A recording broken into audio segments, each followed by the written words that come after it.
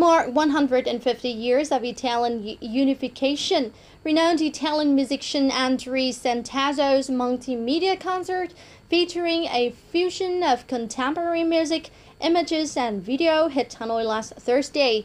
It reenacts the historical expedition of 1,000 volunteers led by General Giuseppe Garibaldi, the man behind Italy's unification in 1861.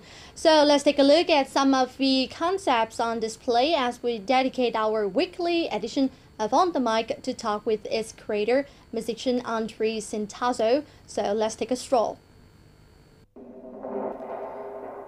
The multimedia show started at Labor Theatre in mystic sound and music. The image of Garibaldi got clearer with the story impressively told. Garibaldi landed in Sicily and back to the north, defeating the Bourbon army and giving his part of Italy to the King of Sardinia. Video effects together with live music performance made it a one-of-a-kind experience to the audiences.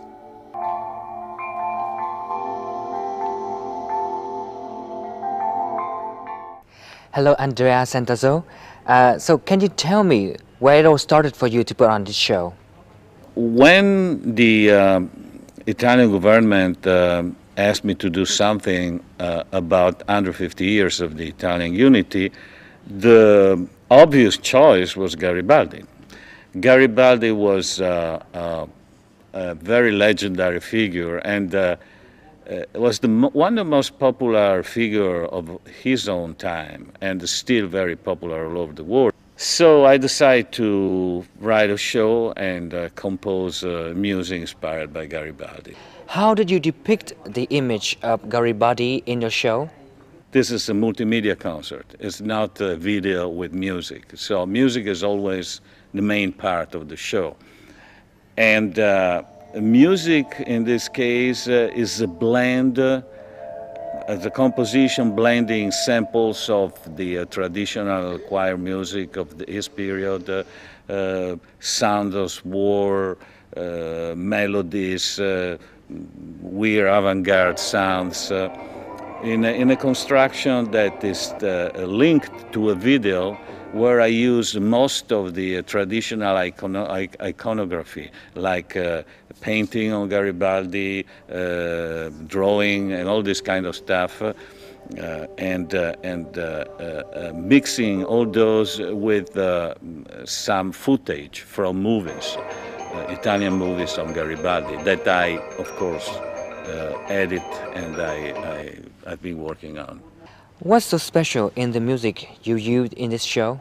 In this specific show, there is a kind of romantic aura, something very 1800.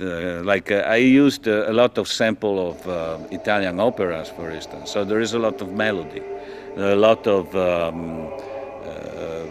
sadness also in the part where Garibaldi goes in exile, kind of sadness, and I got to say it's very melodic in any case, and the melody comes on the top of a very peculiar sound that I create, sampling everyday sounds, putting together, and so I would say there is an Italian, really an Italian kind of taste in this. So I expect you're going to bring on another specialty of Italy, like lasagna. Well, specialty, yeah. Well, I mean, I would be rich if I could make a music like lasagna. What did you expect from the Vietnamese audiences this time? Last time that I was here in 2005 with a show that from my point of view was more difficult because the show was my music but with an Italian actress reading poems in Italian. But still the people love it, you know. So here there is visuals and music. I hope that they can at least grab the sense of Garibaldi, the sense of this expedition, and they can enjoy the Italian images. Andrea Centazzo is a pioneer of video art and contemporary percussion.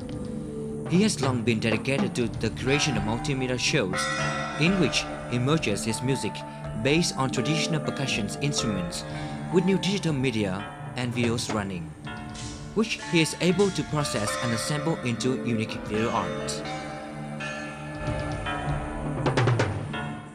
So can you give us a brief description of multimedia art?